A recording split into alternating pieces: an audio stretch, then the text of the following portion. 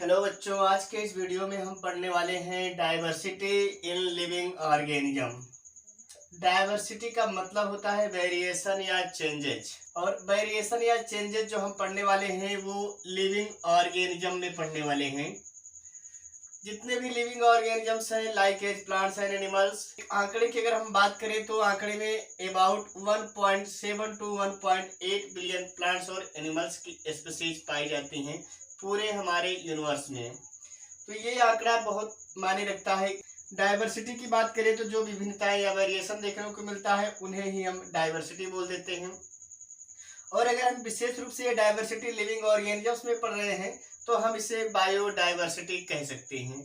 Biodiversity कह सकते हैं, बायोडाइवर्सिटी। अब हमें पता है कि अगर हमारे पास इतनी सारी मात्रा में स्पीशीज है प्लांट्स और एनिमल्स की, तो हम एक एक का अध्ययन तो इतनी आसानी से नहीं कर सकते। तो हम क्या करेंगे, इनके लिए हम कुछ रूल्स बनाएंगे और उन रूल्स के अंतर्गत हम उनके कैरेक्टरिस्टिक फीचर्स को ध्यान में रखेंगे और उनके नाम को ध्यान में रखेंगे, उनके पहचान को ध्यान में रखेंगे और इस तरह से उन्हें हम एक स्पेशल कैटेगरी के रूप में रख करके उनके उस ग्रुप के बारे में अध्ययन कर लेंगे। अब सवाल उठता है क्लासिफिकेशन कैसे करते हैं। Why there is a need of classification, यानी क्लासिफिकेशन की आवश्यकता क्यों महसूस हुई। बिकॉज आंसर में मिला हमें because there is a presence of large number of varieties of plants and animals in the universe.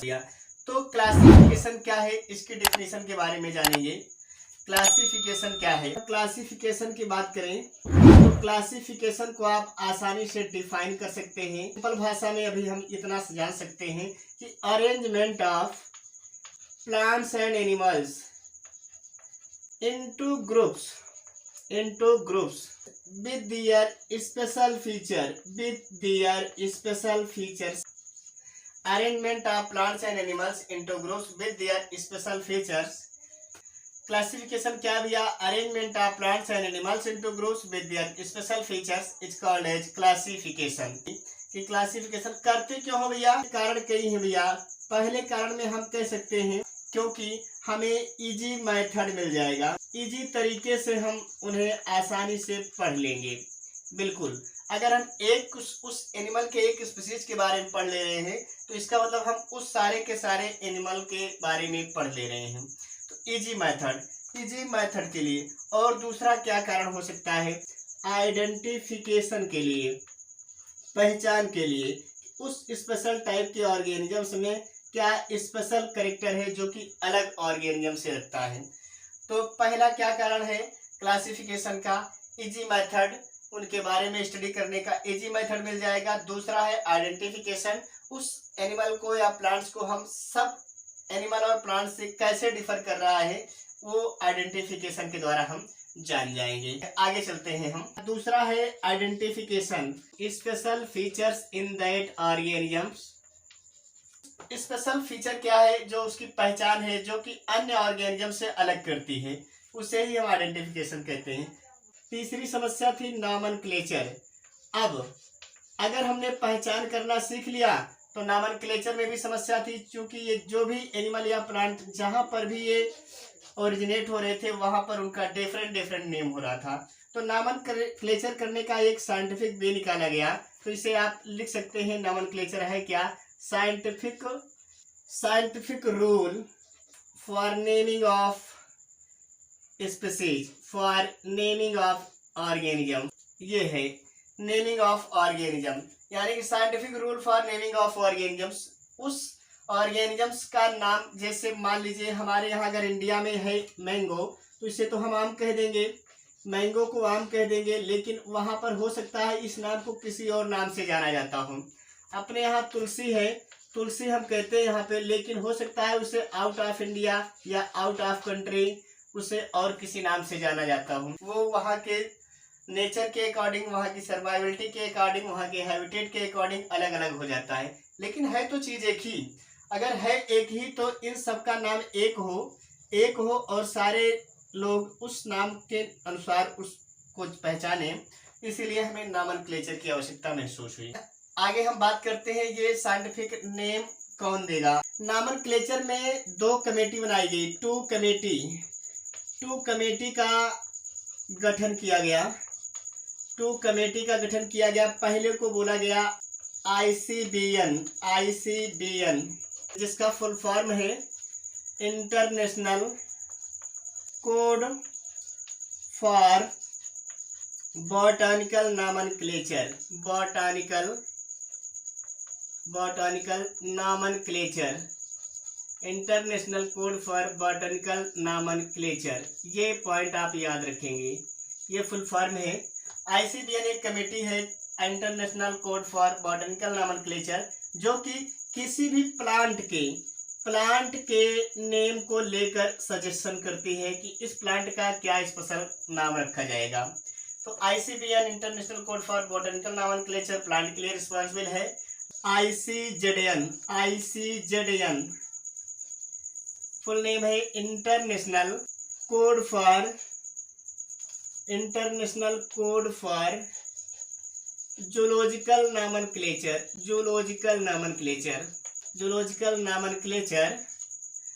और ये क्या करती है, जितने भी एनिमल है, एनिमल के स्पीसीज के बारे में नॉमेनक्लेचर को डिनोट करती है। इस कमेटी के द्वारा किसी स्पेशल उस एनिमल का जो जूलॉजिकल नेम है, उस एनिमल का जो जूलॉजिकल नेम है उसे प्रदर्शित किया जाता है। तो ये तो आपने कॉमन बातें समझी। अगला है, एक वर्ड आता है जब हम डाइवर्सिटी पढ़ते हैं तो टैक्सोनॉमी के बारे में थोड़ा सा जानेंगे। इस टर्म को अगर खोजने की बात होती है तो टर्म को खोजा था एपीडी कैंडोले ने। इन्होंने टर्म टैक्सोनॉमी के बारे में खोज की।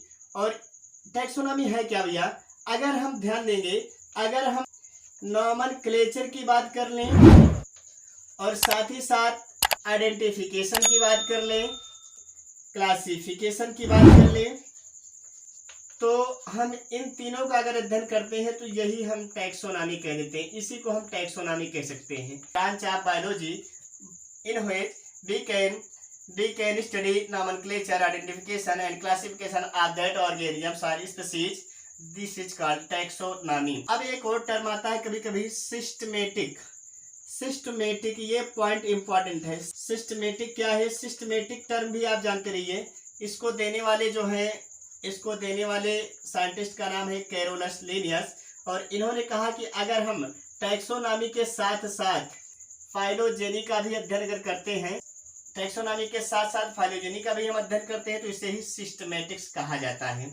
आगे चलते हैं भैया। बाइनोमियल नॉमेनक्लेचर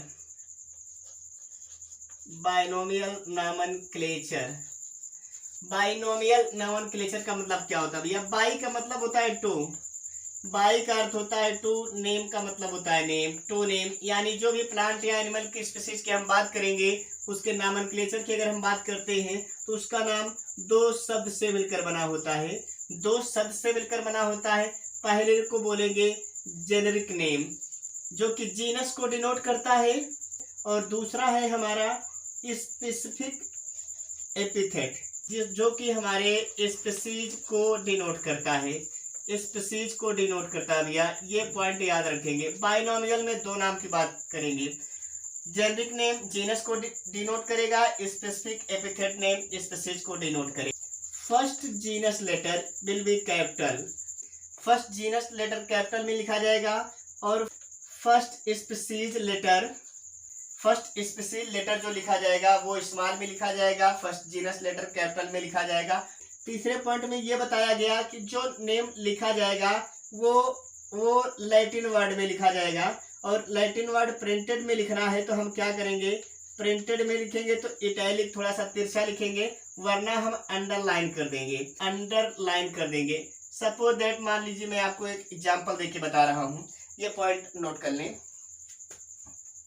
एग्जांपल है हमारे पास, जैसे हमने लिखा होमोसेपियंस, मानव का वैज्ञानिक नाम है होमोसेपियंस।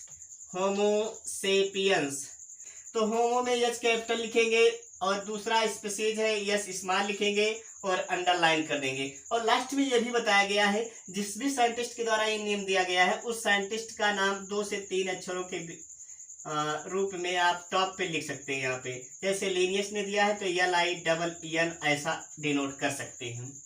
क्लियर हो गया। अब इसी तरह से और भी नाम है, जैसे मान लीजिए मस्का डोमेस्टिका।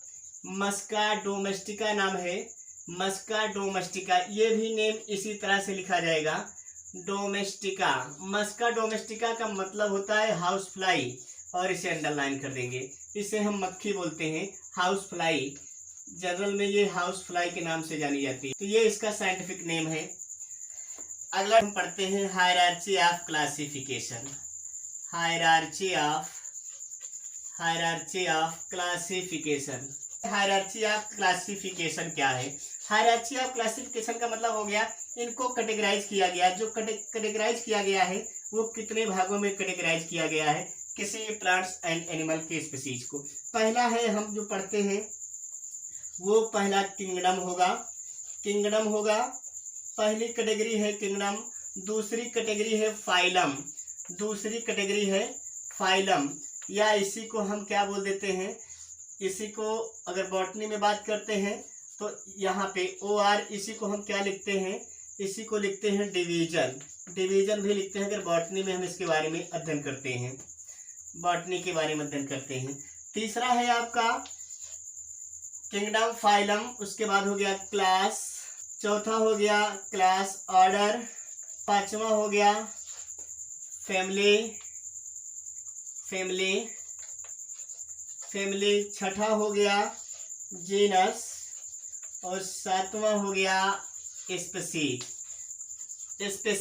ये है आपका हायरार्ची ऑफ क्लासिफिकेशन।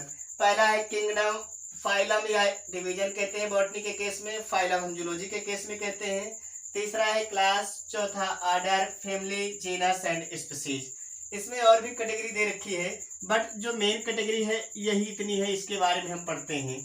अगर और भी बड़ी कैटेगरी बनती है किंगडम से हम सुपर किंगडम बना देंगे, और भी छोटी कैटेगरी बनती है तो सब किंगडम बना देंगे। इसी तरह से क्लास में भी अगर क्लास से बड़ी कैटेगरी बनती है तो सुपर क्लास, और छोटी कैटेगरी बनाना है तो हम सब क्लास कर सकते हैं। ऑर्डर में भी इसी तरह से सब ऑर्डर कर सकते हैं, इसी तरह से हम आगे भी कर सकते हैं। इसके बाद है 5 किंगडम सिस्टम ऑफ क्लासिफिकेशन।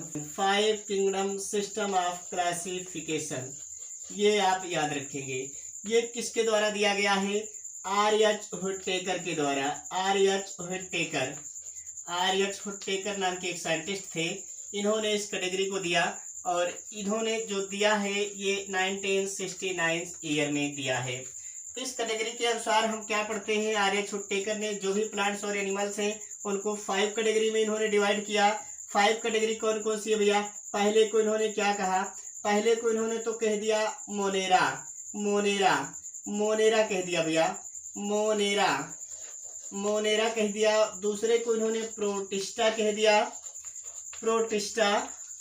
और तीसरे का जो नाम दिया है इन्होंने कहा है फंजाई कह दिया, और चौथे का इन्होंने नाम दिया है प्लांटे,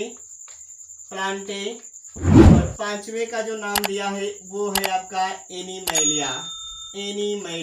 ये 5 kingdom system of classification R.H. हुट्टेकर साहब के द्वारा दिया गया। तो इसे आप मुख्य रूप से याद कर लेंगे। 5 किंगडम क्लासिफिकेशन अगली भी क्लास के लिए भी इम्पॉर्टेंट है। और बेस की बात करें तो किस बेस पर क्लासिफाई किया है उस बेस के बारे में हम आगे बात करने वाले हैं। तो ये तो आपको 5 kingdom system of classification R.H. हुट्टेकर के द्वारा दिया गया। Base of classification, R.H. हुट्टेकर साहब ने किस बेस पर क्लासिफाई किया था उस बेस को जान लेते हैं भैया। बेस की अगर हम बात करें तो पहला इन्होंने जो बेस माना है वो सेल स्ट्रक्चर्स को माना है।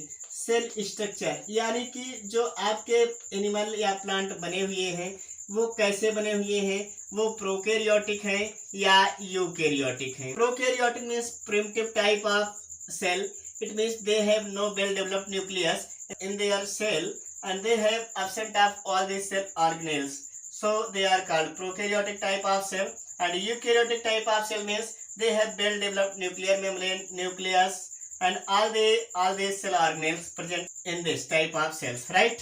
दूसरा अगर हम बात करें बॉडी ऑर्गेनाइजेशन की बात किया था, बॉडी ऑर्गेनाइजेशन कैसा है, बॉडी ऑर्गेनाइजेशन की बात हम करें तो इनकी बॉडी कैसी है भैया।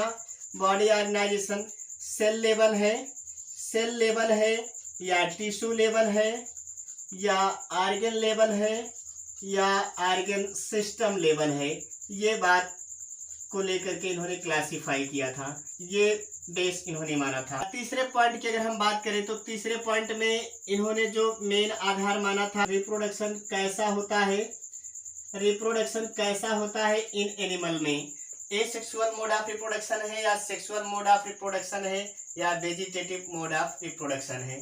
नेक्स्ट पॉइंट में हम बात करते हैं, इसे आप नोट कर लेंगे।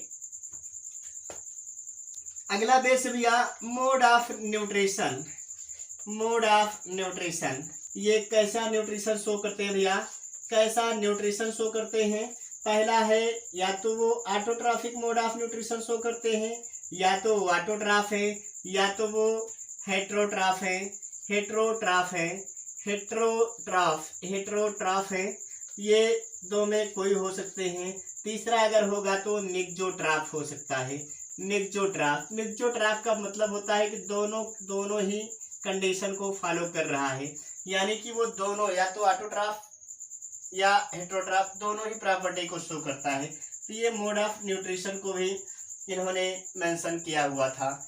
पांचवें पॉइंट में इनके पास सेल वॉल प्रेजेंट है या नहीं, सेल वॉल प्रेजेंट है या नहीं, इस बात को लेकर के भी इन्होंने डिस्कशन किया था, इसे भी बेस माना था। तो ये रहे कुछ कॉमन कैरेक्टरिस्टिक फीचर्स जिसके आधार पर आर्य छोटेकर साहब ने क्लासिफिकेशन किया हुआ था। आइए थोड़ा सा हम देख ही लेते हैं क्या क्या किस में दिखाया है, किस किस कैरेक्टरिस्टिक फीचर्स को जनरली दिखाया गया है। नेक्स्ट में मैंने पहले बात किया था भैया मोनेरा की, मोनेरा की अगर हम बात करें, मोनेरा में खास क्या दिखा, मोनेरा जितने भी हैं भैया वो सारे के सारे प्रोकैरियोट हैं, प्रोकैरियोट हैं, सारे के सारे प्रोकैरियोट हैं, ये आप याद रखेंगे। दूसरा पॉइंट यूनिसेलुलर है, यूनिसेलुलर है, ये मेन बेस पॉइंट था मोनेरा का। दूसरा अगर हम बात करें, एग्जाम्पल की बात करें तो भैया ले लेते हैं साइनोबैक्टीरिया या बीजीई बात कर सकते हैं, बीजीई ब्लू ग्रीन एल्गी। दूसरा है प्रोटिस्टा, प्रोटिस्टा, प्रोटिस्टा में अगर हम बात करें तो जितने भी प्रोटोजोवन हैं, प्रोटोजोवन को रखा गया है, प्रोटोजोवन को रखा गया है और ये यूकेरियोट को रखा गया है। तीसरे में अगर हम बात करें फंजाई में, तो फंजाई के किस आधार पे किया गया है, इनको सेप्रोफाइट कहा जाता है, heterotrophic mode of nutrition show करते हैं। और दूसरी चीज इन्हें सेप्रोफाइट भी कहा जाता है, ये डिकम्पोजर होते हैं, डिकम्पोजर होते हैं, ये यूनिसेलुलर भी हो सकते हैं, मल्टीसेलुलर भी हो सकते हैं, ये बात आप याद रखेंगे, यूनिसेलुलर और मल्टीसेलुलर भी होते हैं। फोर्थ पॉइंट की अगर हम बात करें तो फोर्थ में प्लांटी को रखा गया है। प्लांटी में खास गुण क्या है, ये सारे के सारे क्या है भैया, ये autotrophic mode of nutrition show करते हैं, ऑटोट्रॉफिक मोड ऑफ न्यूट्रिशन। और दूसरी बात, इनके पास सेल वॉल प्रेजेंट होती है, सेल वॉल प्रेजेंट होती है। पांचवा है एनिमलिया, हेट्रोट्रॉफ होते हैं, हेट्रोट्रॉफ होते हैं। और साथ साथ अगर हम बात करें तो इनमें रिप्रोडक्शन तीनों टाइप के मिलते हैं, रिप्रोडक्शन तीनों टाइप के मिलते हैं, ए सेक्सुअल होगा, सेक्सुअल भी होगा और वेजिटेटिव भी होगा। और अगर फंजाई के एग्जाम्पल की बात करें तो फंजाई में एग्जाम्पल म्यूकर है आपका, म्यूकर है आपका, मशरूम है, मशरूम एग्जाम्पल है आपका, पेंसिलिन है एग्जाम्पल, पेंसिलिन है एग्जाम्पल, ये सारे एग्जाम्पल आप नोट कर सकते हैं। Their body is made up of tube like structure that is called as hyphae. Next है प्लांटी के बारे में हम डिटेल करेंगे। प्लांटी की अगर हम बात करें तो प्लांटी को 2 ग्रुप में डिवाइड किया गया है, 2 मेजर ग्रुप में। क्रिप्टोगैमस कहा जाता है पहले को, और दूसरे को हम कहते हैं फेनरोगैमस, फेनरोगैमस, फेनरोगैमस, फेनरोगैमस कहा जाता है। अब क्रिप्टोगैमस में किन्हें रखा गया है, जिनमें कोई भी सीड का फॉर्मेशन नहीं होता, कोई सीड नहीं बनता, कोई फ्रूट नहीं बनता और कोई फ्लावर नहीं बनता, कोई भी फ्लावर नहीं बनता है इनमें। जबकि फेनरोगैम में क्या मिलेगा आपको, इसमें सीड भी मिलेगा आपको, फ्लावर भी मिलेगा और इसमें फ्रूट भी मिलेगा। तो ये कैरेक्टरिस्टिक फीचर्स है। और इसमें अगर हम बात करें तो किसका अध्ययन करते हैं, एल्गी का अध्ययन करते हैं, ब्रायोफाइटा का अध्ययन करते हैं, ब्रायोफाइटा का अध्ययन करते हैं और साथ साथ टेरिडोफाइटा का अध्ययन करते हैं। इसमें हम जिम्नोस्पर्म में पढ़ेंगे और एंजियोस्पर्म, इन दोनों के बारे में स्टडी करेंगे। इसके बारे में हम नेक्स्ट वीडियो में बात करने वाले हैं।